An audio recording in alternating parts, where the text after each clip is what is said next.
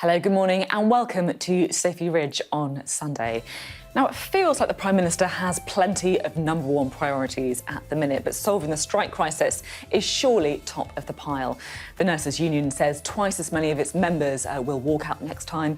Teachers are likely to vote to strike too, and there's still no deal with rail unions. Not a great look for a Prime Minister who prides himself on competence. But it's the former Prime Minister who is the subject of an awful lot of Westminster chatter after picking up a £1 million donation. I guess Boris Johnson was never the type to sit quietly on the backbenches. Lots to discover, consider even, and discover with our guests this morning. We will be joined in a moment by the Transport Secretary Mark Harper. And for Labour, we'll be talking to the Shadow Northern Ireland Secretary, that's Peter Kyle. We'll speak to Dr Philip Banfield, the chair of the British Medical Association, which is balloting junior doctors at the moment over more strikes in the health service. And we'll also speak to one of the city's big beasts, John Allan, chair of the UK's largest supermarket Tesco and the UK's largest house builder, Barratt Developments. Plus, I'm really looking forward to this. We've spoken to the Ukrainian MP, Lesia Vasylenko, on the show before, but always from our home country. This time, she's going to be joining us live in the studio.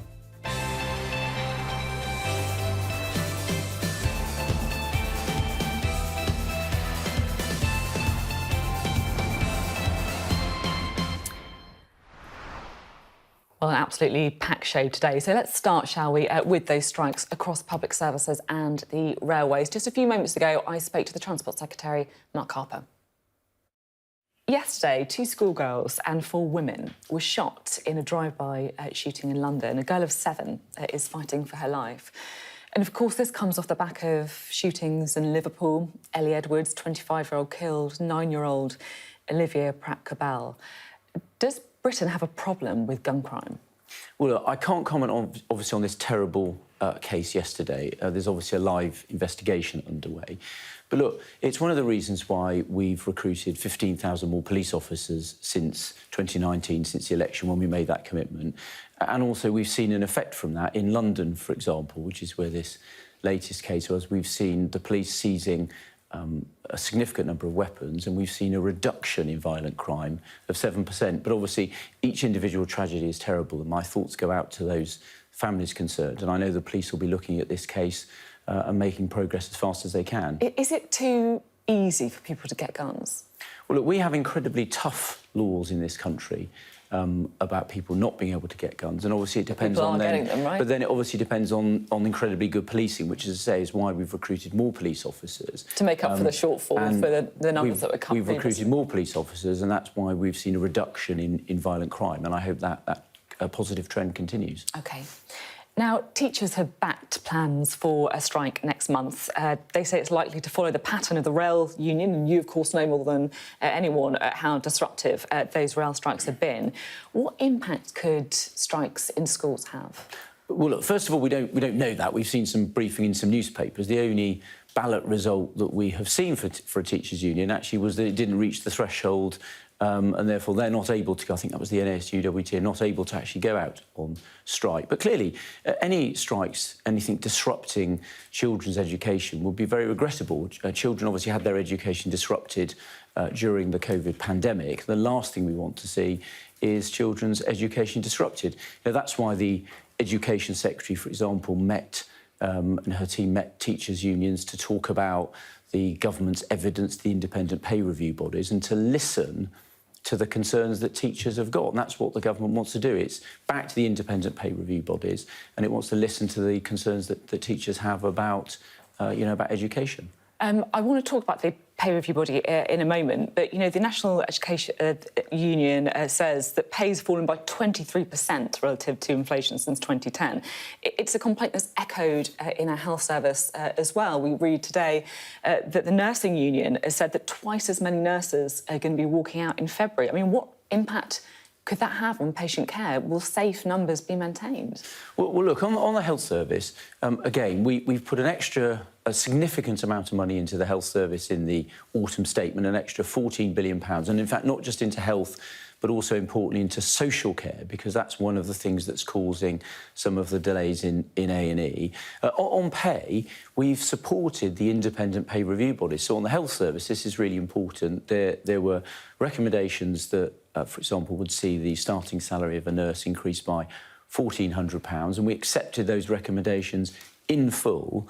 And of course, what happened this week again were ministers met the health unions to listen to their concerns about pay and other working conditions, and also to talk about the government's evidence to the pay review bodies for the forthcoming year. Well, I just want to deep dive a little bit into the pay review body, if I may, because look, this is what we always get from the government, that it's all down to the independent pay review body, that you're accepting the recommendations. I just feel like it's a bit more complicated than that, actually.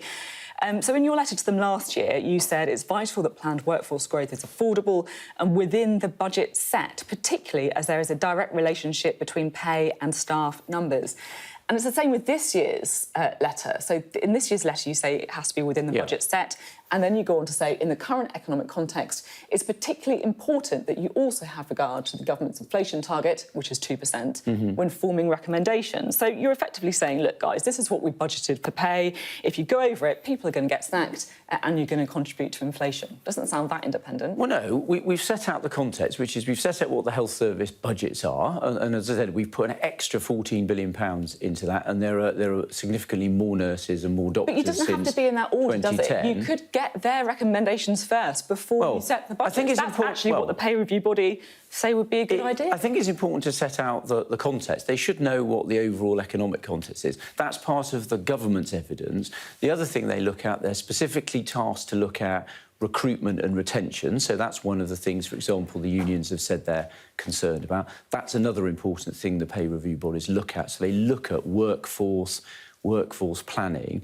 And then, of course, they also get evidence in from the trade unions, which will be looking at it from their perspective. So the pay review body has evidence across the board. They have the government's views, the unions' views, and then they come to an independent view. And last year, that's what the government accepted. And by the way, they've also complained that you give your evidence so late that they can't actually really influence it because your evidence is so late that the budgets have been set. I just want to have a look at their own response, because the independent pay review themselves say in settling the Department for Health and Social Care and the NHS budget, which totals £173.8 billion, the government assumed a headline pay award of 2% for NHS staff. The department has an additional 1% contingency, which it's choosing to make available, providing an overall affordable headline pay award of up to 3%. So you pretty much set the parameters, don't you? You make an assumption of what they're going to do, and you say, look, you've got a 1% contingency here. Well, if you don't, then people will get sacked. Well, you have to make when you're setting the budget for the NHS, you obviously have to make some assumptions. And you could ask them before you set the budget. This is my point. And then you could say, this is what they say should happen on pay. Let's form the budget around it. Well, if we did that, then what you would do is you'd get lots of health trusts coming to us saying we'd set the budgets very late in the day. So, look, we've set the budgets for the health service. We've made some assumptions, but we'll look at what the independent pay review body says. And I think people should judge us by what we've done in the past. Last year, we accepted in full the recommendations of that independent pay review body. That's what we delivered. And that's what led to pay rises in the NHS in line with the rest of the economy, but which were focused actually at the lower paid members of staff, which meant they actually had larger pay rises, which I think is the right thing to do. Just before we move on to rail strikes, with more nurses going on strike, with doctors potentially striking too, you know, you're obviously like a politician, but you're also human. Are you worried about the current situation in the NHS, and could strikes have an impact on patient safety? Well, look, clearly, when health staff go on strike, you know, that is obviously going to have an impact on the health service.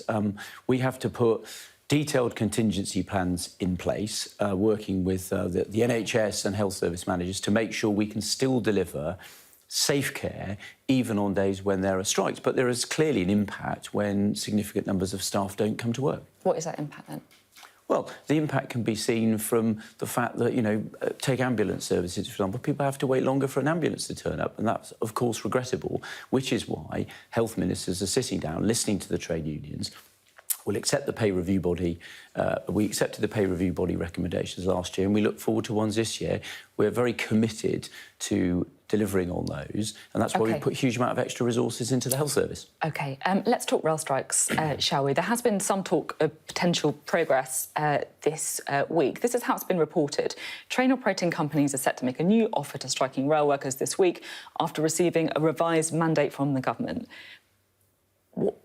This is going to sound a bit silly, but what does that actually mean, a revised mandate from the government? What's happened? Well, it means the train operating companies have got permission from me to make a new offer to rail unions. That's what they're going to be doing.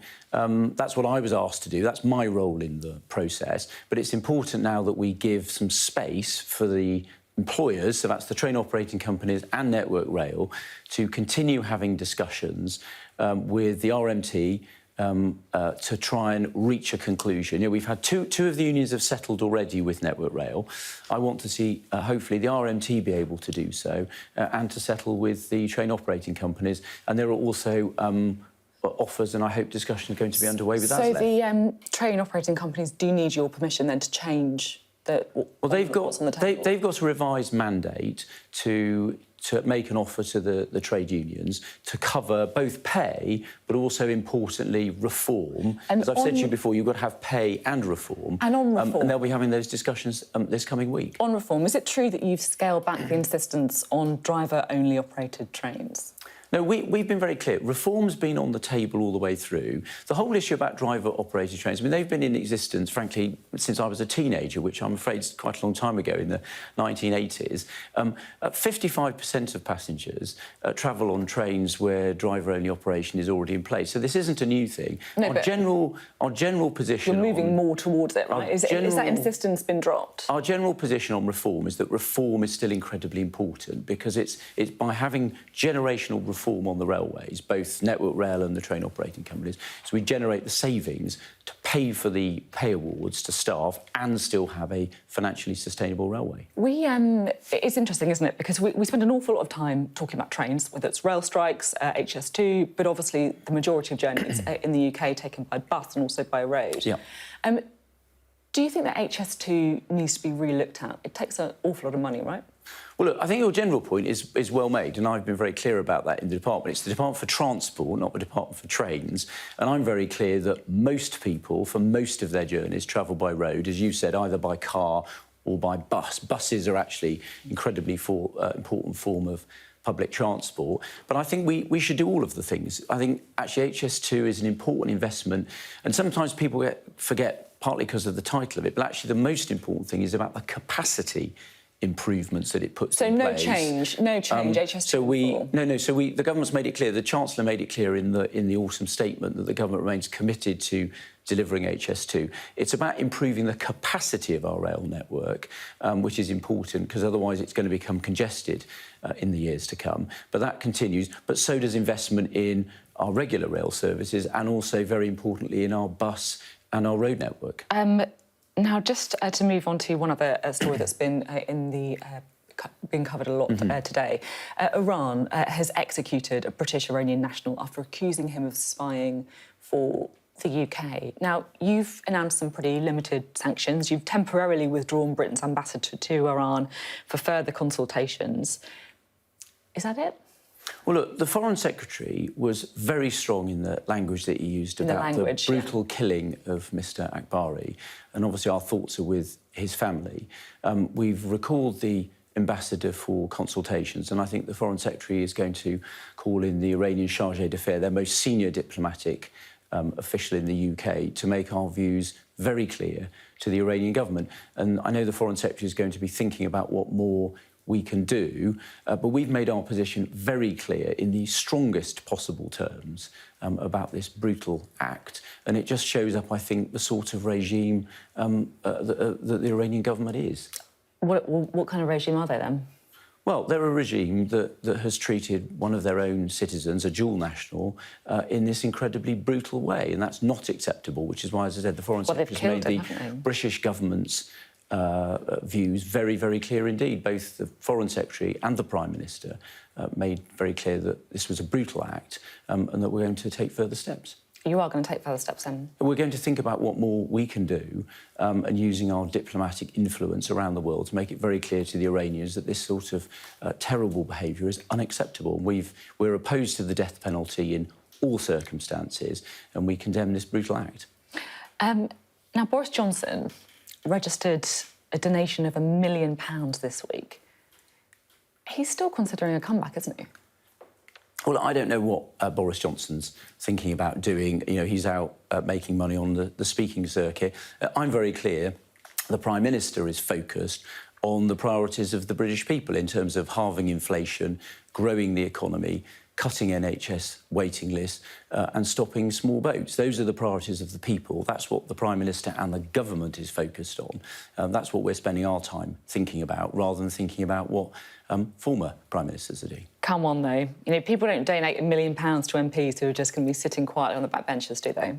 Well, look, the former Prime Minister is obviously out and about, you know, with speaking engagements, but the government and the Prime Minister are focused on those important priorities of the British people, and that's what we're going to carry on doing. It's not outside earnings, it's a donation from somebody. Well, look, people are free to donate money to whoever they like, and as long as those things are properly registered, that's absolutely fine. As I said, the Prime Minister and the government are focused on the public's priorities, which is what the public would expect us to be doing. Is he a distraction? No, not really. As I said, we're focused on our priorities, which is, say, halving inflation, growing the economy, reducing NHS waiting lists and stopping small boats. That's what the government's focused on every day of the week. Not everyone, of course, thinks that Boris Johnson is an asset. I just want to look, this is one of the pictures of the week, I have to say, from your predecessor as Transport Secretary Grant Shapps. There's Boris Johnson there in the middle of the photo, and as if by magic, hopefully, it is coming, I promise. Here we are. He disappears. What's going on there? Well, I don't know. You'd have to ask my predecessor what's happened with his social media. But look, I think that's one of those little funny things that happened during the week that I don't think we need to spend too much time on. But very important point there is our very important focus on our space programme and Britain's ambition to be a global leader in launching small satellites. I think that's what's important. Talking of Grant Shapps, some people say that Mick Lynch, for example, of the RMT, say that he's still pulling the strings to the government over the rail dispute, not you.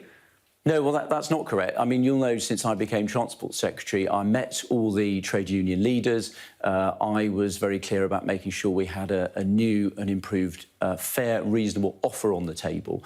And both myself and the Rail Minister, Hugh Merriman, have been facilitating talks with the rail unions, which is why I think we've made some progress, and I'd hope we can make further progress. I want to stop these damaging disputes. They're bad for people who work on the railways, and they're bad, most importantly, for passengers and the wider economy. So I think we've made a big change since I became Transport Secretary, and I hope to make continued progress. Are you optimistic, then? Well, look, I very much hope we can get to a solution to these rail disputes. Of course you hope. That's incredibly kind damaging. Of meaningless. Of course you hope that you're going to get a solution. I hope we can. I've made the changes that I think are necessary to get us on a path to that. And as I said, the trade unions and the employers are having detailed discussions, and I think it's important that we give them some space to hopefully hammer out an agreement that can be put before union members and be accepted. OK, thank you very much indeed. Pleasure. Well, that was the Transport Secretary, Mark Harper. Now, Sir Keir Starmer was in Northern Ireland this week. He said that he would offer support to the Prime Minister to get any deal on the protocol through Parliament. That's following rumours of progress and talks with the EU. Well, we can speak now to Labour's Shadow Northern Ireland Secretary, Peter Carl. Thank you for being with us. Thanks. Before we get on to Northern Ireland, I'm keen to get your sort of reaction, I guess, to the Mark Harper interview. He told me, I know that you're chair of the all-party parliamentary group on Southern Rail, so you may have a bit of a vested interest in the rail strikes. Mark Harper told me that the train operating companies have got permission from him to make a new offer to rail companies. So I guess on the one hand that's good because it shows potentially there could be a breakthrough.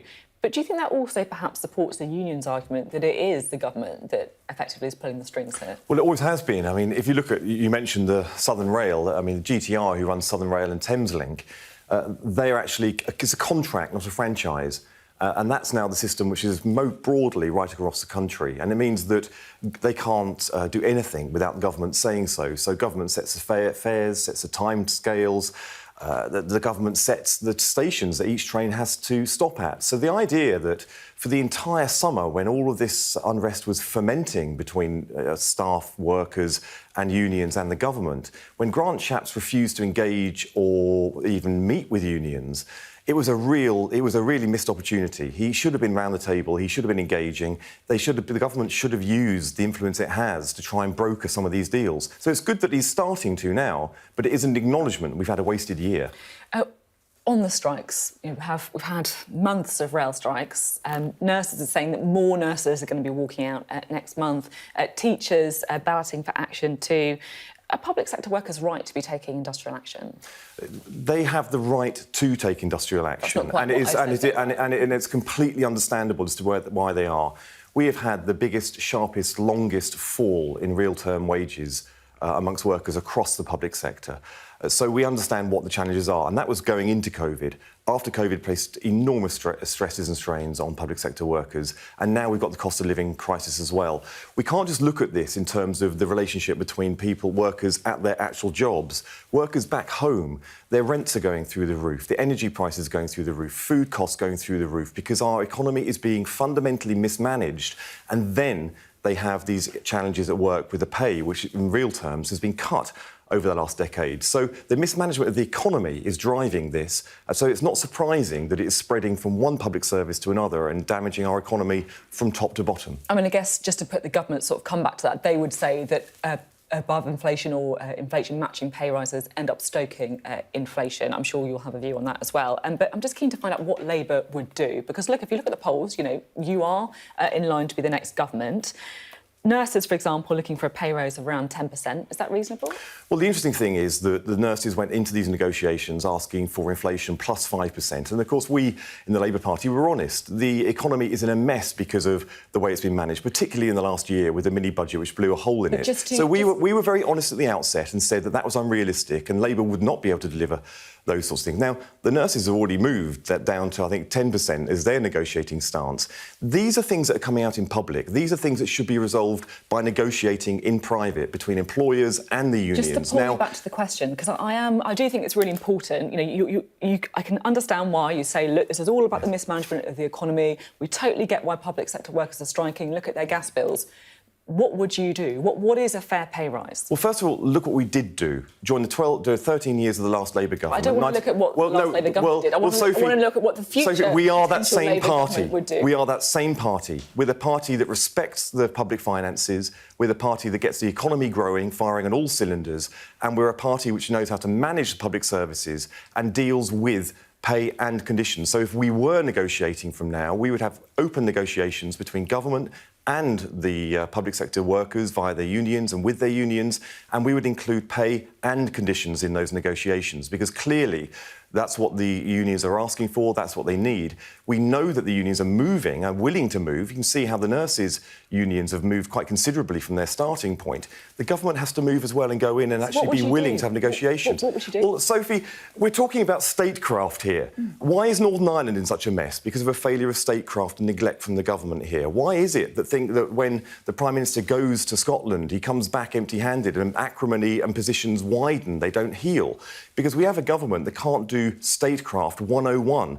They can't get the basics of running any of the relationships that are essential to running an economy, with its public services, the economy more broadly, and its international relationships, but also here domestically across the United Kingdom itself. We need to have a government that takes statecraft, diligence and graft, the basics of running a government, seriously. And when people look at Keir Starmer, and I hope his top team too, they see those qualities in spades. So I know what you think of Rishi Sunak and his statecraft. I know what you think about the last Labour government, but I'm still a bit unclear about what you'd actually do when it comes to public sector pay. Well, I've said we will negotiate. We will engage in negotiations on pay and conditions. Rachel Reeves, as Chancellor, would also get the essentials, the basics right of running an economy. We want to reform the economy and get growth into it. We've got the plan to deliver growth through reforming business rates, which would turbocharge small businesses and rejuvenate high streets, right the way through to a Green Prosperity Fund, which will recapitalise and convert our economy to get it ready and equipped for the challenges of net zero. All of these things are things that we would do with the economy to get the basics right, and we would also engage fulsomely in those negotiations with employers. We've done it before, and the next Labour government will do it again. I've been quite interested to look at Labour's policy on the NHS. Keir Starmer's giving quite a punchy interview today with the Sunday Telegraph, effectively, saying that, look, the NHS, we talk about it as being the admiration for the world, but actually, it's kind of reform or die.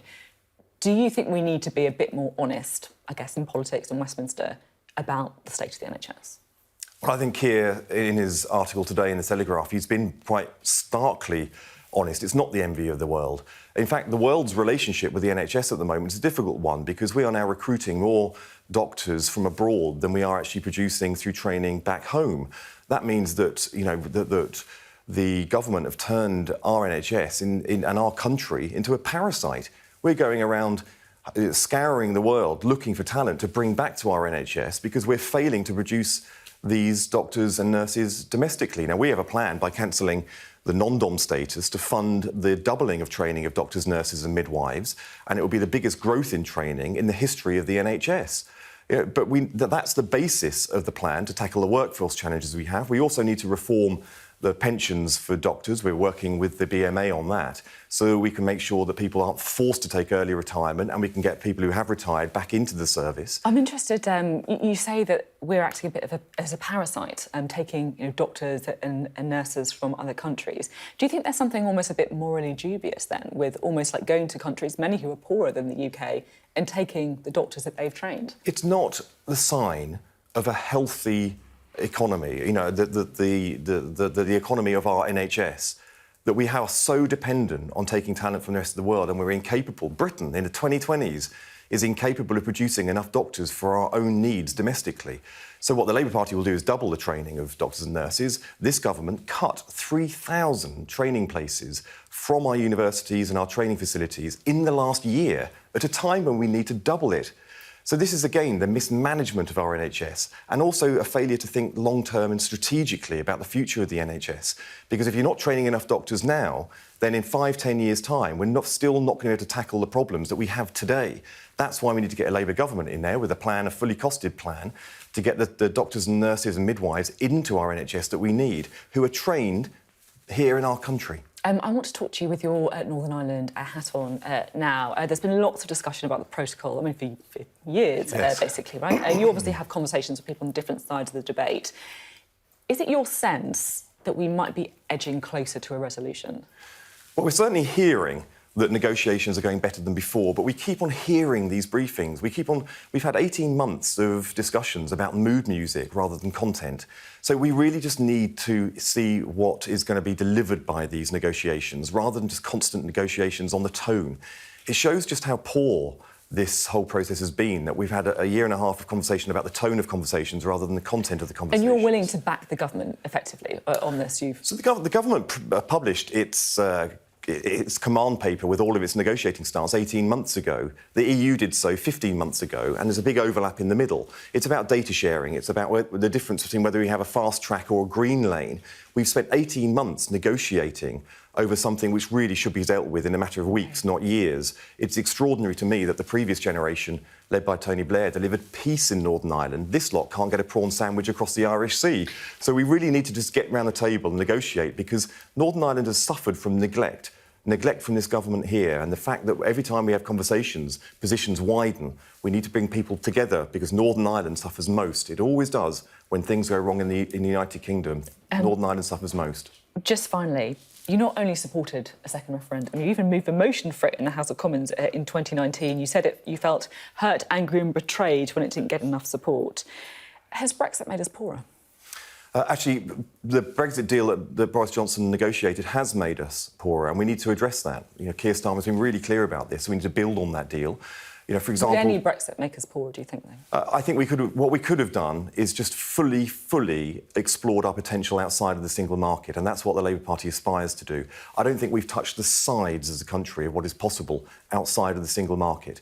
For example, wow, I can't believe you've got Peter Carl saying about the opportunities outside the single market. Well, Sophie, when things change in politics, when something fundamental happens in politics, you lose a big vote where we have a general election and the country decides to go go in a different direction. The political landscape changes, and I'm a politician that respects that. So the political landscape has changed. We're in a new reality, and I accept it, and I fully want to explore the potential that we have as a country right now, not as one that we had 10 years ago. I was very emotionally engaged in that debate. I fought very, very hard. I lost. The country chose a new direction, and we need to fully explore our potential. I don't think we have even touched the sides of what we've done, because the government is governing by ideology. Under Keir Starmer, we're being pragmatic. We want to rebuild the relationships that we have around the country. We want to rebuild our economy out of the rubble of 10 years of austerity, followed by 2 years of crises. We want to make sure that we can rebuild our public services. You know, these are the challenges that we have, and we can only start once we have the general election and get a Prime Minister that actually cares about all of these things in a non-ideological way, but in a way that actually has enthusiasm for the future of the country, not the kind of doom and gloom and the governing by row that we have with the Tories. OK, we are out of time. Thanks very much for being on the programme and coming into the studio today. Thanks. Thank you. Peter Kyle there. You're watching Sophy Ridge on Sunday. Lots to chew over, whether it's the rail strikes or the state of the NHS. Are we the envy of the world, or are we a parasite, as Peter Kyle says? And still to come on the programme this morning, we've got lots of guests coming up, including the President of the British Medical Association, Dr Philip Banfield, will be joining us. And a little later, we'll hear from one of the city's biggest names, the chair of Tesco, John Allan. Plus, we're going to be reflecting a week of the Westminster accounts, the special new Sky News project to bring greater transparency to money in Westminster that we launched on this programme 7 days ago.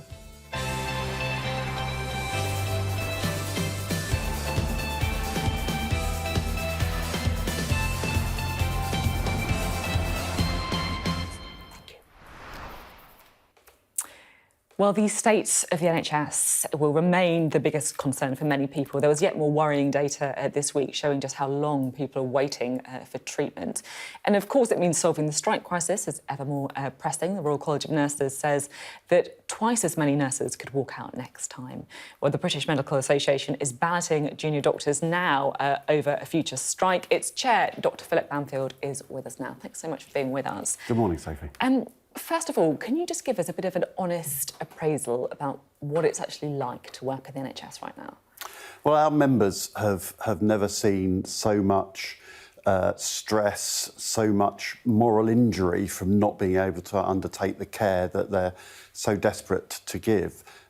This has arisen because we just don't have enough beds for the health service need at this point in time. Now, part of that is not being able to discharge people from hospital, and that creates a kind of log jam. But this is years and years of running down the number of beds. So we've got half the number of beds available to the health service that we did 30 years ago.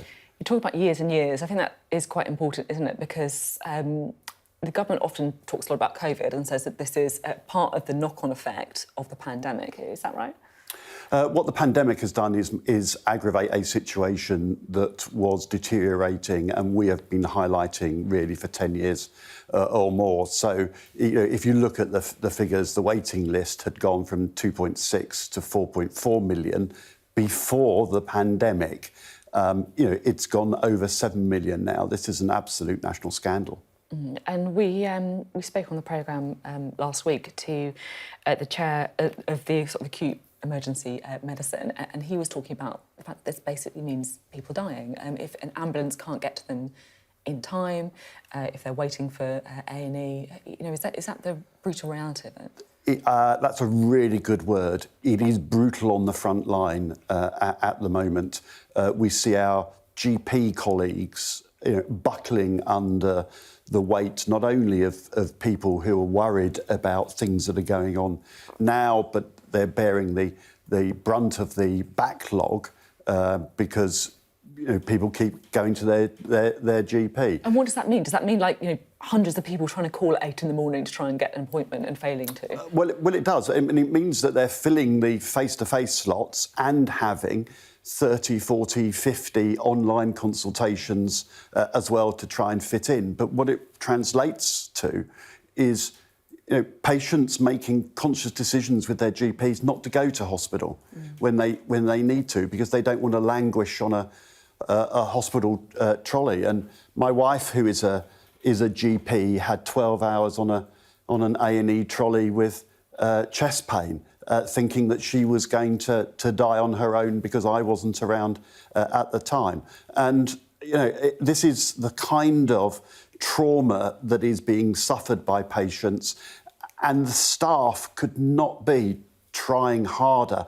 There's no fault on the staff. How on earth emergency department staff keep going? And we do know that it's affecting their mental health, and we do know that it's causing burnout. I'm really sorry to hear about your wife. That's an incredibly sort of stressful situation for her and also for you. She's better now. That's good. And in work, so I'm glad, but it does, I guess, highlight what so many people are experiencing. We've seen nurses and ambulance workers going on strike. Are doctor strikes inevitable?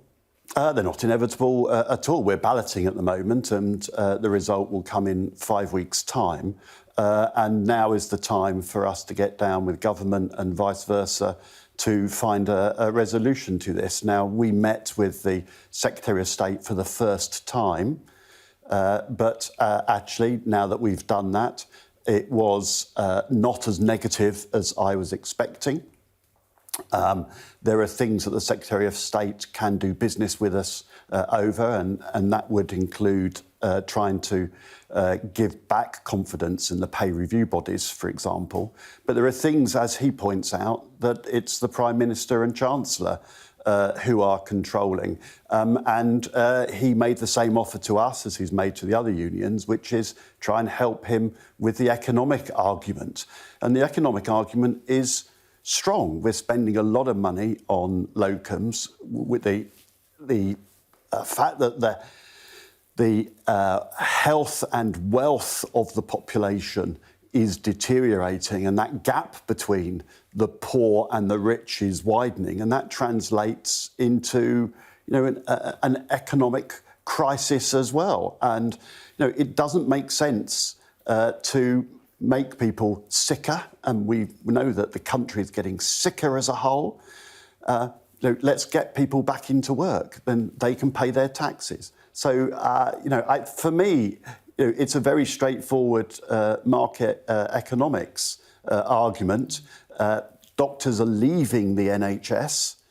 They've got choice. These are bright young graduates. Their entry pay just over £14 an hour. Full pay restoration for them means £18 an hour. We have to decide as a country what the value for the expertise for junior doctors is. And junior doctors are not junior by any means. These are skilled, highly trained professionals. I'm interested, quite heartened, I guess, to say that you think that it perhaps wasn't quite as negative as you would expect when you met with the Health Secretary, Steve Barclay. Do you think that he's willing to move on pay if you give back a bit on reform then? Is that effectively what happened? Well, I've met him for just over an hour, right? That's the first time that I've met. So, it is all for what happens next. What happens next? And the indications are that we will be having that dialogue. While we're having dialogue, there's always the possibility of averting industrial action. No doctor wants to go on strike. No nurse wants to go on strike. We feel that we're being backed into it.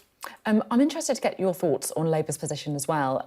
Keir Starmer, in an interview today with the Sunday Telegraph, said the NHS must reform or die, and the idea that the service is still the envy of the world is wrong. Is he right?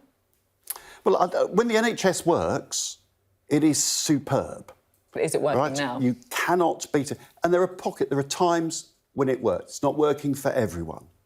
Right? So there are some really, really brilliant bits of the NHS that happen day in and day out. And we are emphasising that the NHS is the future for this country because it should be the most effective and efficient health service you can have. Because if you don't take profit out of it, that money should be available. But, Labour says that they would like to, for example, bypass GPs, allow people to have safe self-refer. Is that a good idea? I met with Wes Streeting this week, and we had to agree to disagree that he doesn't understand general practice.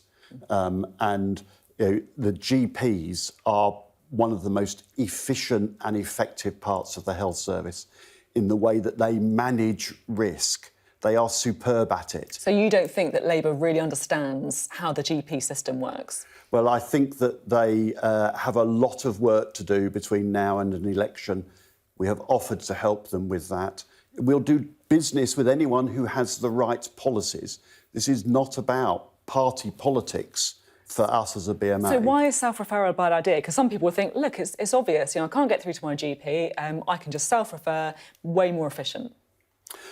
It's not efficient from the point of view that what tends to happen is you have people who are the worried well, and the people who really have an issue say, I don't want to bother my doctor, right? I don't want to have take up someone else's time. So you then end up, paradoxically, with a widening health inequality. Because some people will just refer themselves straight to specialists when actually they don't need to be. Correct. OK, understood. I guess what Wes Streeting would say is that you may be part of the problem. He's described the BMA as hostile to his plans. He says he's not afraid to take on the doctors. Keir Starmer as well, telling me last weekend, we've got to have battles. My experience of reform is there will always be people who say, I wouldn't do that. I disregard that. We're not going to back down the first time someone says, I wouldn't back down or I wouldn't do this. They're willing to go into battle with you. Doctors are not the problem. They are the solution. You need us as experts to deal with the problems of the NHS. We are not averse to change. It's a complete fallacy that doctors want a health service to stay as it is. We're the first people to say we want change in the health service, but please can we have it evidence-based? Please can you listen to frontline staff? And please can you invest properly in a health service we can be proud of? Really interesting to talk. Thanks so much for being on the programme. Thank you, Sophie. Thank you. Lots that we've discussed today, not least, of course, the state of the NHS and what should be done when it comes to reform. On this programme last week, we brought you the first of a series of exclusive special reports that were part of a long-running Sky News and Tortoise Media investigation, bringing greater transparency to the money in politics. It was called the Westminster Accounts. Over £17 million.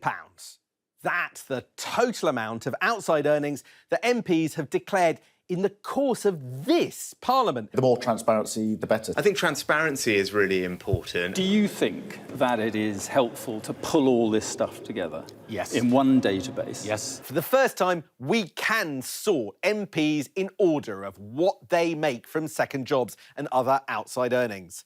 This here is the leaderboard. The highest earning MP in this Parliament, former Prime Minister Theresa May. She's earned over £2.5 million from speeches like this one in Saudi Arabia. Shadow Foreign Secretary David Lammy has been a busy man. He lists more sources of outside income than any other MP. Lloyds of London, JP Morgan Chase, Canary Wharf Group, GSK. Some of those are quite shocking. Third biggest donor to MPs in this Parliament, MPM Connect. They give well over £250,000 to just 3 well-known Labour MPs. We're trying to get in touch with people from MPM Connect. Do you know whether I can speak to them or how I can contact them? The mystery of IX Wireless, a small northern broadband company which has donated to 24 Conservative MPs, totalling more than £130,000. I'm actually standing outside Ribble House and there doesn't seem to be anybody here. Weeks ago, we asked Shadow Home Secretary Yvette Cooper, Shadow Health Secretary Wes Streeting and Dan Jarvis basic questions about the firm that had donated them hundreds of thousands of pounds. Only today, after the Westminster accounts aired and we had raised those questions in public, did we get a response. APBGs are used through the secretariats, the sort that you run, in order to push particular corporate agendas. Is that true? I think it might be true. I think we need to have an understanding of what their agenda is. These are the Labour leaders' top donors. Note the top spots aren't unions, but wealthy businessmen. One of his party's biggest donors is also a key Just Stop Oil backer. People like Extinction Rebellion, I gave them some money, helped them get started. Just Stop Oil, same thing. It's £1 million to the Office of Boris Johnson Limited, and it's from a big Tory and pro-Brexit donor. Let's reflect upon numbers, and in particular, those numbers which were shone a light on by Sam Coates of Sky. Well, shall we reflect a bit on the impact of the Westminster accounts now and the reaction over the last week? I'm very excited to say our political correspondent Liz Bates is on the show for us today. Great to have you here on Sunday morning, Liz. It's good to be here. So what has the reaction been then over the last week? Well, you saw some of it there. I think there's been a mixed reaction. So you saw in the chamber at Prime Minister's questions, the SNP really jumped on it and they were sort of calling for more transparency. We've heard this many times before, but they want to see a complete overhaul. There were other MPs, I think, many of them publicly welcomed it, but I think privately, there's always a feeling among MPs that more transparency and the public being able to see some of these figures more clearly might make them feel that there's a level of corruption in politics that maybe isn't right. It sort of brings back memories of the expenses scandal. So I think there's also been a bit of that as well.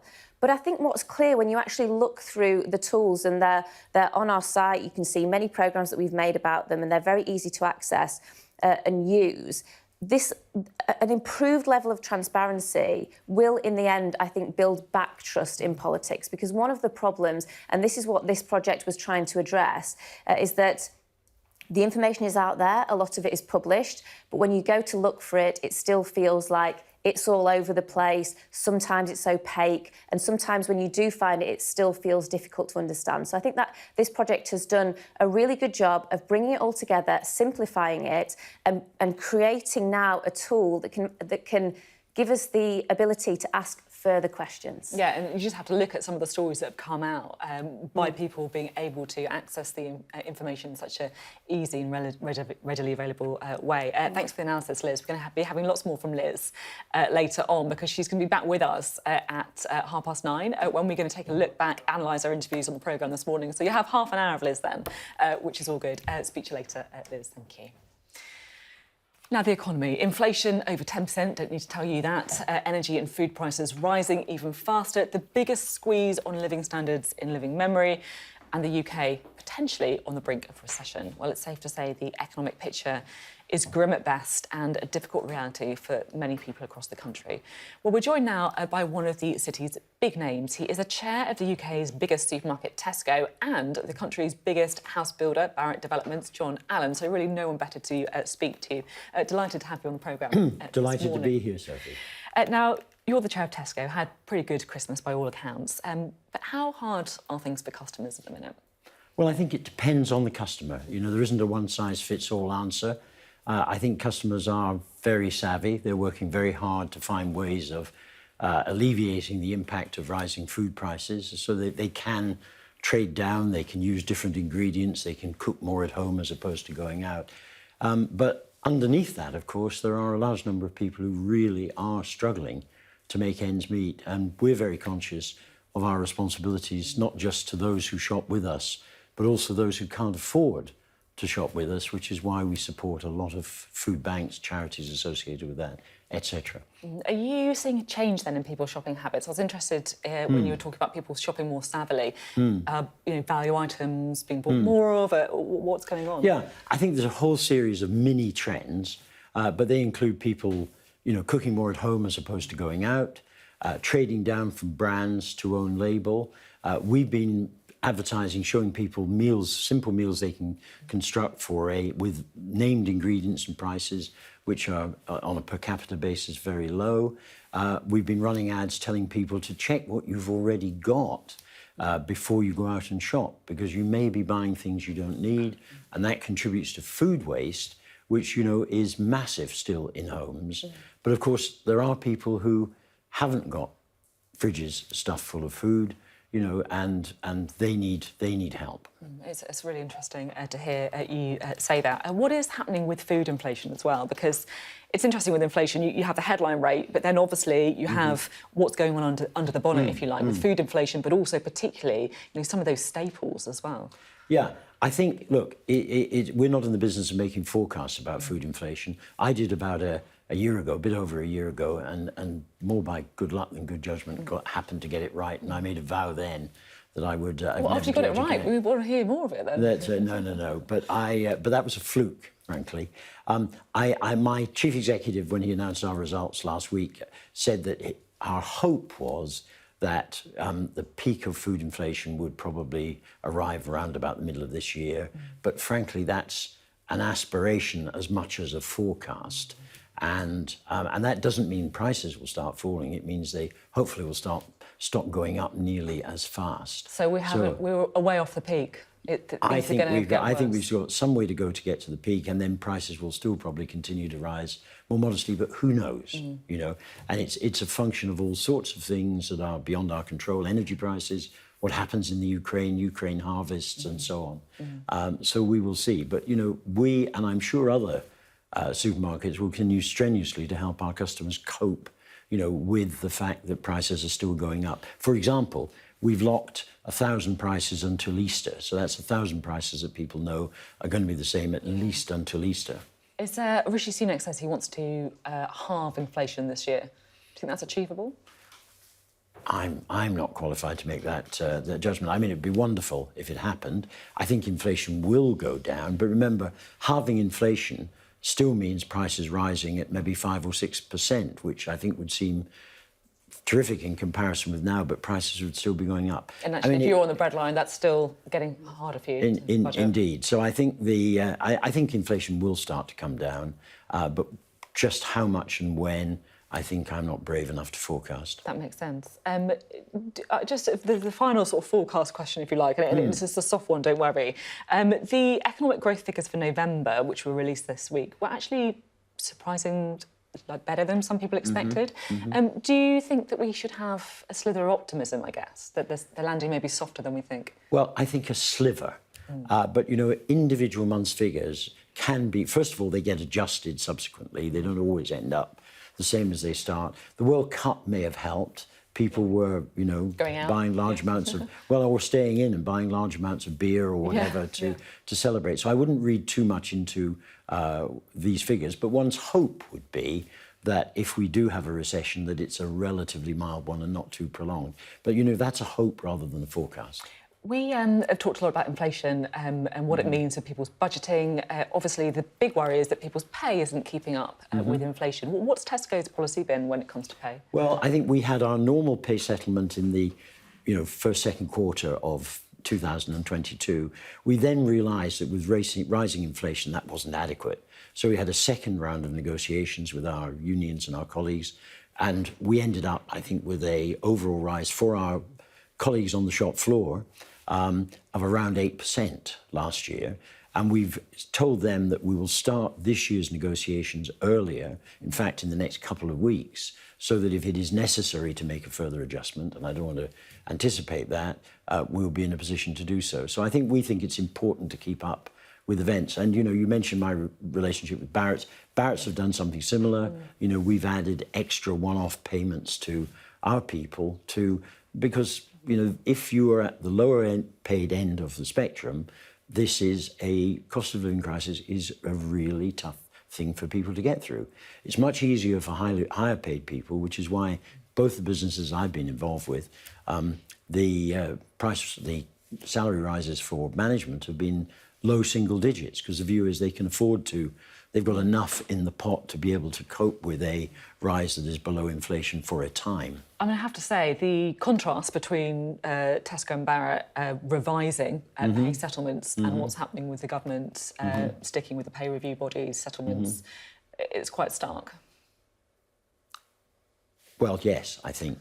I don't know if you're asking me to express an opinion on that, Sophie, but... I was giving the opportunity to, if you wish to. Well, look, let me start by saying, I mean, Tesco is relentlessly politically neutral. We want to work with whatever the government of the day is, but you can have personal views. So if I express a personal view rather than a Tesco view, I think, you know, I think it would be good, and perhaps there are the first signs of this happening, for government to start engaging with those groups of public service workers who are currently unhappy, because I think the only way to settle this will be through negotiation.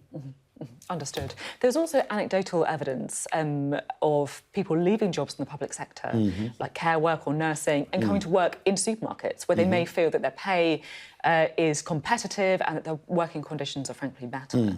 Are you seeing that? I think a little bit. I haven't got any numbers, but I know that, certainly people are leaving the care system, I think, and heading towards other jobs, including supermarkets, including Tesco.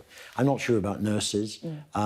But I think it is a competitive labour market, and that's something I think those involved in these discussions need to remain aware of. I'm keen to talk to you with your Barrett hat on as well, because there's been lots of concern about the state of the housing market. What's your assessment of where we are? Well, there is definitely a downturn in demand at the moment.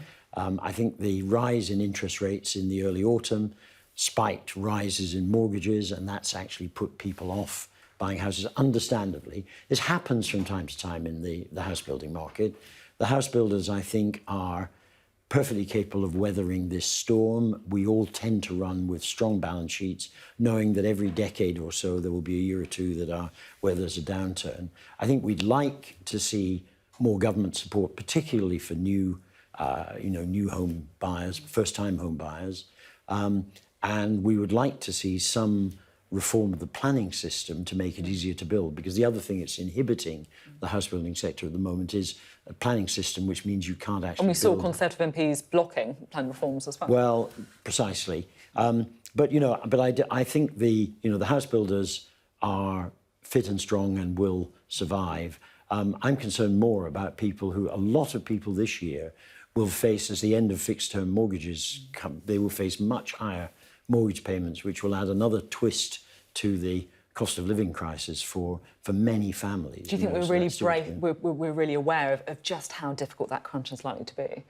I don't know. I think it depends who you're talking to. I'm certainly aware of it, and I think it's going to make life difficult for many hundreds of thousands of families each year, as deals come to an end and are revised and go up significantly. Now, the fact that interest rates have abated a bit is helpful. Yes. So it's not as bad as it looked in the early autumn. And do you think we'd like to see a fall in house prices this year then? Yes. Yeah. Care to make a forecast? I know you don't like to make them, but... Absolutely not. But I think it would be it's very unlikely there will not be some... Indeed, there is some softening already. And I think if people go looking for our houses or any of our competitors, they're all behaving very similarly. They'll find there's sort of little incentives to try to persuade them, which weren't there a year or two ago. And I think that's just understandable behaviour. OK. It's been really interesting to talk. Thank you so much for coming in this Sunday morning. Thank you. Thank you. To Ukraine now, and the Prime Minister has told President Zelensky that the UK will send some Challenger 2 battle tanks to Ukraine. There are also hopes that other Western countries will follow suit this week. Now, Russia this week seized the salt mining town of Soledar amid bitter fighting in the area. Yesterday, 14 people killed by Russian strikes on civilians and infrastructure targets. It's the kind of thing we talk about all the time, sadly. Now, the Ukrainian MP, Lesia Vasylenko, has been on the programme before, but always from her home country. Today, I'm very pleased to say that she joins us live here. It's lovely to see you in person. Thank you so much for coming in. A real pleasure to have you here. Can you just update us on what's the latest on the ground in Ukraine? It's been a very difficult weekend, and yesterday the whole country and everyone who's Ukrainian has been absolutely devastated at the missiles. In fact, I was on a call with a friend early in the morning yesterday, and all of a sudden he says to me, there's explosions, but there has not been any air raid sirens. And it has been the case for most of Ukraine yesterday. There's not been air raid sirens to warn the people of these missiles that Russia launched. Because as our Ministry of Defense reported later, it's the kind of missiles that cannot really be detected, especially from the direction that Russia was launching yesterday. And as a result, the world has seen the destroyed residential blocks in Dnipro, the massive holes from the missiles in some Ukrainian villages, just a couple of kilometers out from Kiev. And it's just been yet another human tragedy added to the long list of human tragedies caused by Russia. I was saying in the introduction to you, there's been more strikes on civilian targets. civilian targets. I mean, like you say, that means holes in apartment blocks, right? Absolutely. That means innocent men, women, children who were not expecting this on a Saturday, especially after a certain kind of festive period which was prolonged in Ukraine. It's just not something that you expect. It's just not something that, even in the middle of the war, and you know that your country is in a war every single moment of the day, but still you're sort of hoping that it will stick to the battleground. You're hoping that maybe, okay, military targets will be targeted, but not your home, not the home of your loved ones, of your friends. You don't expect to spend your Saturday on the phone, constantly calling family from Kyiv to Kharkiv to Dnipro, asking whether they're alive or not. Now, Ukraine is poised to see more Russian forces. Are you worried about the direction of the war? Well, we are worried, first of all, that there will be more missile strikes in the coming days, because we know from intelligence that Russia has not exhausted even half of their arsenal that was intended for these attacks. And we know that there is missile launcher cargo ships in the marine regions ready to go. So this is something we are preparing in the short term. In the long term, of course, and the midterm, it is expected that Russia will regroup and will start relaunching the attacks, especially with spring, when the calls will be when it will not be so difficult because of the call to make advancements. And this is why Ukraine is constantly on the ask for more weapons and for these tanks. You just mentioned that the UK will be sending tanks, Challenger tanks, to Ukraine. We are extremely grateful for that, and we are hoping that Germany will see this as an example to follow and will eventually give way and give us the tanks and the armored vehicles we have been so desperately asking for, to have that benefit on the battleground. Let's talk about the tanks, because as you say, the UK sending Challenger 2 tanks, the first time a Western country has pledged tanks. How important is that? The fighting on the ground, on the eastern, southeastern, northeastern borders or contact line for Ukraine, it's crucial that we have artillery on the ground. It's crucial that we have tanks on the ground, because this is what Russia is fighting us with. So we need this as defense vehicles, but we also need these as counter-offensive instruments to push the Russians back. And it is crucial that we do this by the end of spring, that we get a pushback of Russian forces beyond the Ukraine-Russian borders, the 1991 Ukraine-Russian borders, and that we secure the area with proper defense structures and facilities. And to do that, we need these heavy weapons, which are the tanks. You said that you hope Germany follows the UK's example. Yeah. Do you think that some countries are not doing enough? Well, Germany being one of them. I mean, they have these weapons sitting there that they are not using, and that hopefully, fingers crossed, they will not have to use, because Ukraine will be victorious and will manage to fight off the biggest aggressor in Europe.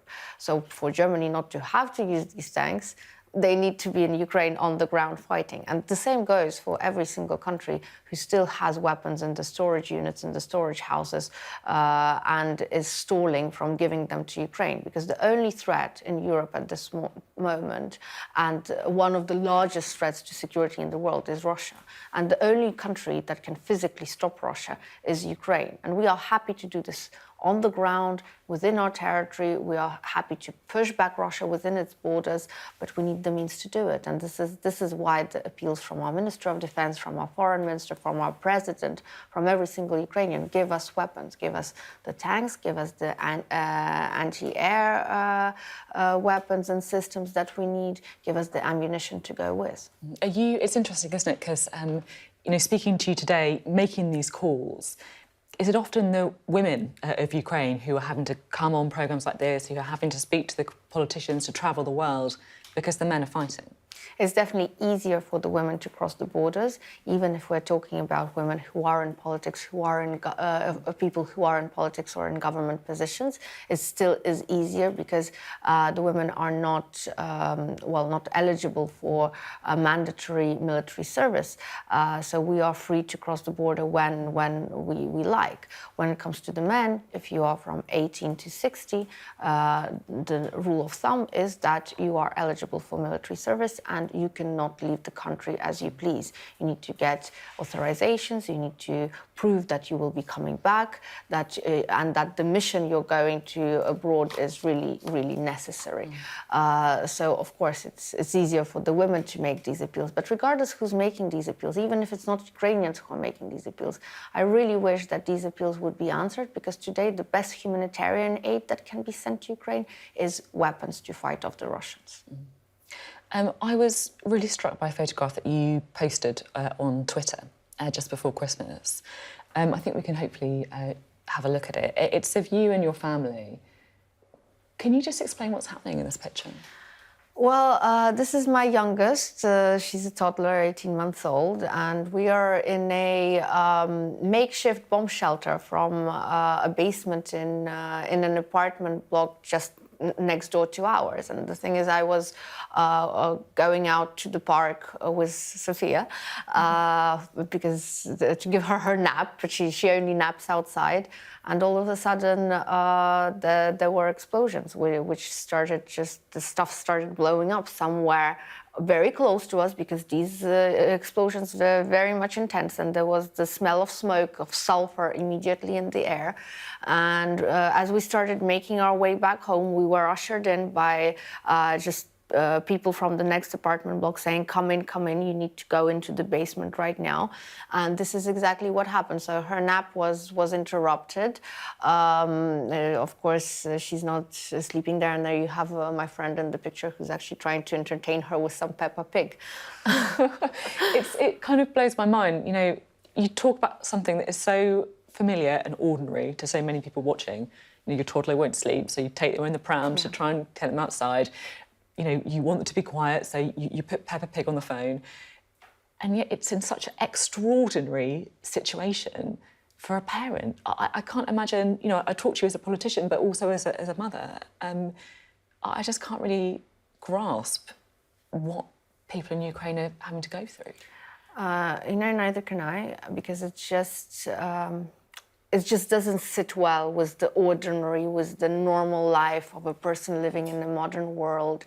You cannot piece the puzzle together. And I think that after the victory, after Ukraine wins, we will have a lot of mending to do and a lot of healing to do, because all of these things which our brain doesn't allow us really to register and to grasp and what we are actually doing, they are going to flood us, and there's going to be a lot of issues to deal with, both for the people who will be coming back from the front lines, as well as the people who will be coming back from abroad, as well as the people who have had to stay and live through these air raids. Because it does feel like the whole of Ukraine is a front line.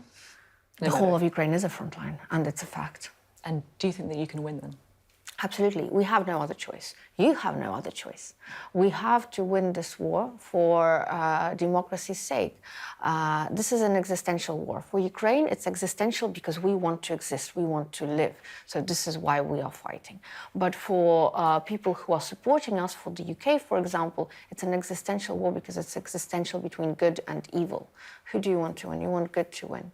You want the world to be a safe place. You don't want to be seeing pictures like this on Sunday morning, and you most certainly don't want to be living through pictures like this any day of your life. And in order for this not to happen, you need to make sure that Russia loses. And Russia losing must become a very clear statement in everyone's mind, a very clear idea, and one that everyone can back and support. Thank you so much for being on the programme. It's been a real privilege to meet you. Thank you. Thank you, Sophie. There we go. A very powerful account there about the reality of so many families living in Ukraine.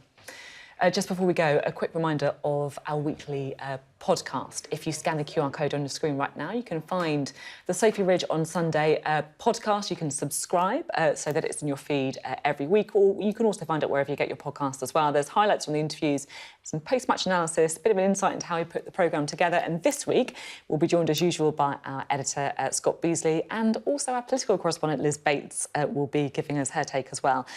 So, yeah, just find that wherever you get your podcast, Sophy Ridge on Sunday. Well, that's it for this week's programme. In a moment after the break, we are going to be running through today's interviews, seeing what we learned. We'll be joined by Liz, who's just walking to the studio right now. Hi, Liz. Thanks for joining us this Sunday morning.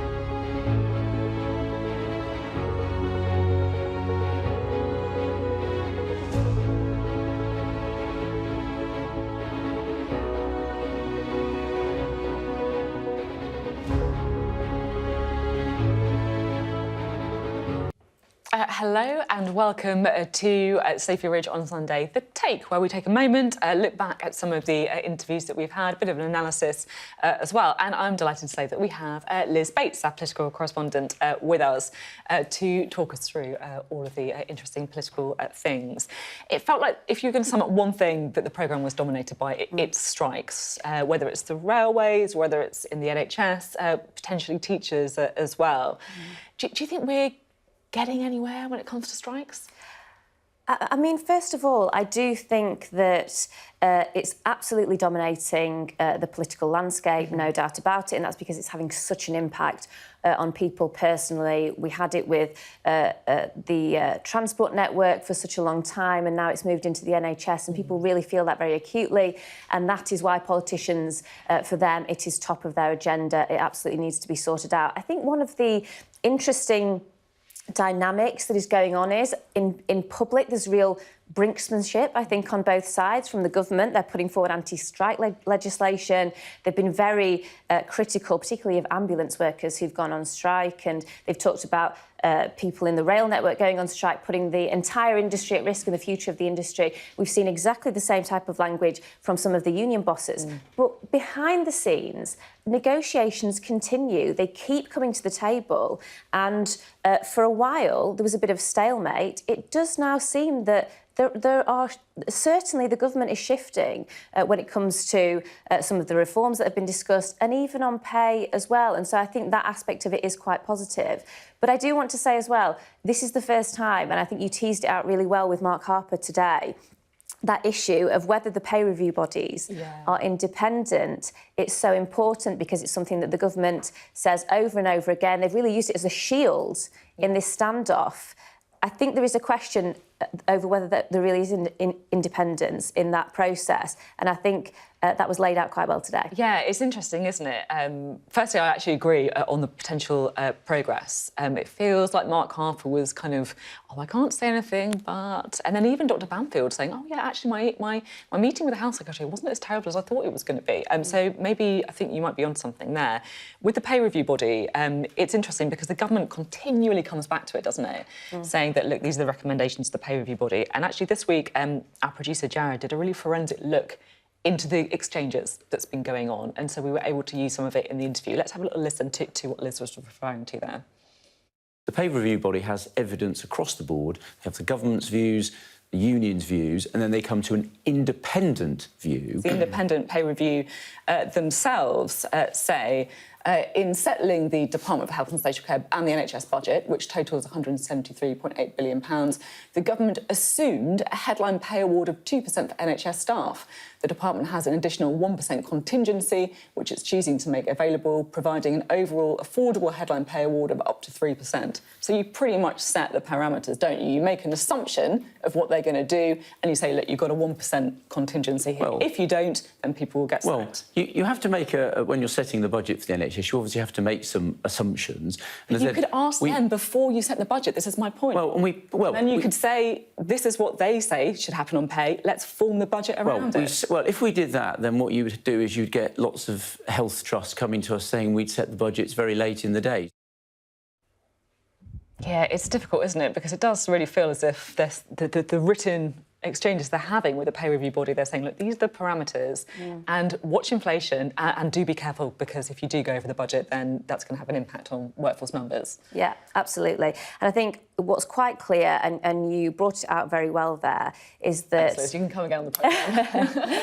But the hands of the pay review bodies are really tied by the government. And I think there was another moment where Mark Harper was talking about the rail strikes, and he said, I have given permission for the employers to go forward and make a different offer. So I think this line that the government has taken within these strikes, that they are just simply a broker, they're bringing people to the table, is quite clearly not the case. And it is ministers that really need to move on this issue if there's going to be progress. As I said, though, I think there is movement behind the scenes. Fingers crossed. We'll have to see whether or not that does come to the fore. Yeah, I think it was interesting when he talked about that rail thing as well, and potentially feeding the argument some of the unions have had, that actually they've needed the government to give something before they can move. Let's just have a little listen to the NHS interview as well, shall we? Because we also spoke to the chair of the British Medical Association, who speaks for doctors in the UK. That's Dr Philip Banfield. He mentioned actually about his own wife's experience on the NHS to illustrate the points that he was making. My wife, who is a GP, had 12 hours on an A&E trolley with chest pain, thinking that she was going to die on her own because I wasn't around at the time. And, you know, this is the kind of trauma that is being suffered by patients, and the staff could not be trying harder. I have to say, you know, whenever you talk to people in the NHS, they just feel like they're on the edge. And it does feel like that's changed. And I spent a long time talking to people in the NHS throughout COVID as well. But it does just feel like the kind of alarm right now is really quite something. It does, and that story, I mean, it's a terrible story to hear, it's a terrible experience. We're starting to hear that on a regular basis, and many people will have had similar experiences within the NHS recently. I think what the government has been trying to say is that these pressures are largely caused by COVID. And of course, COVID caused extra pressures on the NHS. We all lived through it. We know what happened during that period. Clearly, the government want to try to bring the numbers back into some kind of control. But I do think that years before that, things were going in the wrong direction for so many different reasons. But we know, first of all, that many of the staff, including nurses, but also doctors, are overworked, exhausted, they feel underpaid. Many of them are leaving the profession. But there's other much more long-term issues, like sorting out the relationship between the NHS and social care. We've been promised that by successive governments. It's never really materialised. And that has an impact on beds, right? Because if the issue is beds, and they can't discharge people properly into care homes or into social care in the community, then that's taking up more space. Absolutely. And I think it's issues like that that COVID has laid it all bare, if you like. Suddenly, an extra pressure has come onto the NHS, and what we find out is that over many years, the resilience of the NHS has been eroded, and that's the position that we're in now, and that's why the government, I think both the government, I mean, the Labour Party are talking about this as well, needing a much longer-term plan for the NHS. It's about money, but it's also about reform, bringing in new staff and retaining them as well. I have to say, Dr Banfield was a bit scathing about Labour's plans, though. He was saying that Wes Streeting didn't understand the NHS. I think Labour's position is quite interesting because they are working very hard on plans for the NHS. They're in a really different position at the moment as a political party. They are, and I speak to a lot of Labour MPs on a regular basis.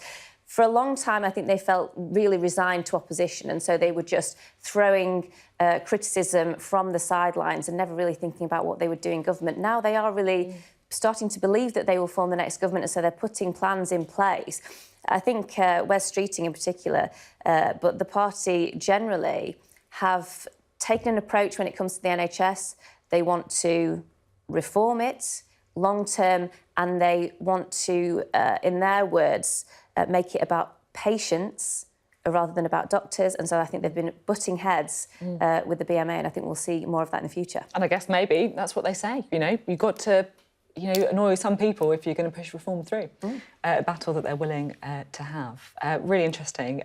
We also there's one other thing I do want to talk to you about, Liz, which is Boris Johnson, because we did talk to Mark Harper about Boris Johnson. Now, he's never far away from the chatter in the tea rooms of Westminster, but particularly at the minute, because he has been given a £1 million donation. I asked Mark Harper a little bit about that. Let's have a listen to what he said.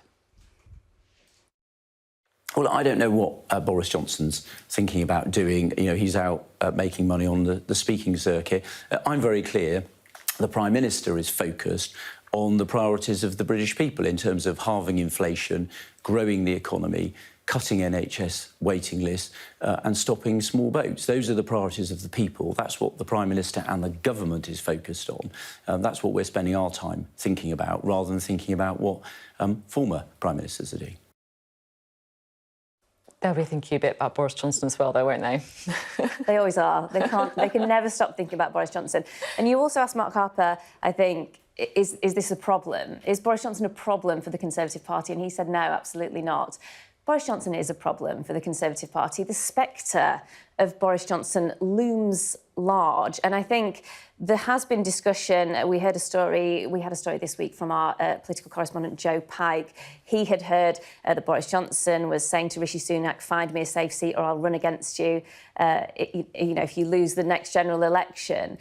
Boris Johnson's office denied that. We see this £1 million donation. It looks quite clear that that is going to be used for something, and probably a political campaign. And it's not a stretch to say that we know that Boris Johnson has aspirations to be the Prime Minister again, because at the last leadership election, he stood against Rishi... Well, he spent weeks suggesting that he was going to stand against Rishi Sunak.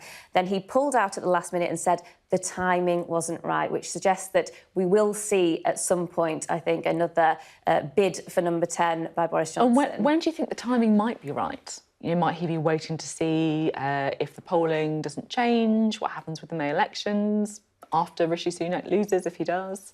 I think for Boris Johnson, at any moment where the current Prime Minister starts to look weak, at any moment when the current Conservative leader starts to look weak, he will start to have conversations and think about what he wants to do next. Boris Johnson does not languish on the backbenches for long. Particularly with £1 million in his pocket. Particularly with £1 million. Just what is the relationship like between Rishi Sunak and Boris Johnson? Because obviously they were, you know, we were so used to seeing them side by side, right, as the Chancellor and the Prime Minister. And then, you know, over Partygate and more recently as well, it's felt like, I mean, it's soured, right? What's going on? It's soured, no question. And the interesting thing about Rishi Sunak and Boris Johnson was I think they always got on whilst the Tories were doing quite well and they were riding high in the polls, and before all the Partygate stuff kicked off. They're clearly incredibly different characters. You know, you only have to look at them to see that they live very different lifestyles, have very different values and backgrounds, but they got on quite well because I think they felt that they were both in the right role at the right time and doing quite a good job of it. I think one of the interesting things is that, first of all, I think it's soured because of Partygate, because Rishi Sunak was dragged into a scandal that really, he you know, we only have to understand what Rishi Sunak is like to see that he probably wouldn't have created a scandal like that himself. The other issue, though, I think was Rishi Sunak has very strict ideology on how he thinks the public finances should be run. And Boris Johnson, as a Prime Minister, was a person that every now and again lurched suddenly into huge, expensive, costly policies. And I think Rishi Sunak felt that that wasn't the right direction for the country. And of course, I don't need to describe the subsequent leadership elections that have happened. And, you know, friendships do tend to sour during leadership elections. And I think I don't think they're going to be having dinner together anytime soon. No, I think you're probably right there. It is right, isn't it, about the different personalities as well, both in policy terms and as men as well. And just while we've got you, Liz, because it's you know, a treat to have you here in the studio on Sunday, what's your kind of predictions for the year ahead? You know, what's Rishi Sunak got to do if he is going to turn it around? Well, he's set himself some targets, and I think they're quite good. I think the interesting thing about the strikes issue is that you compare the way that Rishi Sunak is approaching this to Liz Truss. I think Liz Truss, in some way, she had an idea of herself as kind of Margaret Thatcher taking on the union. She almost wanted the hostility on both sides and this kind of historic showdown. Rishi Sunak is a very different Prime Minister. I think he wants to get things sorted out. He's much more managerial. He's much more in the vein of a sort of David Cameron, sees himself as the sort of CEO more than, you know, a sort of historic prime ministerial figure. So he certainly needs to sort out these industrial disputes, cost of living. He's set himself that target of bringing down inflation and creating growth. We were expecting the public finances to go in that direction anyway. So big challenges. The polling with Labour. He has to make himself more popular and appealing. How does he do that? That's his challenge. Thanks so much, Liz. Really interesting to talk. Well, that is it for Sophy Ridge on Sunday, The Take this week. We will see you next Sunday and also on Wednesday at 9 p.m. for The Take with Sophy Ridge. Have a lovely rest of your weekend.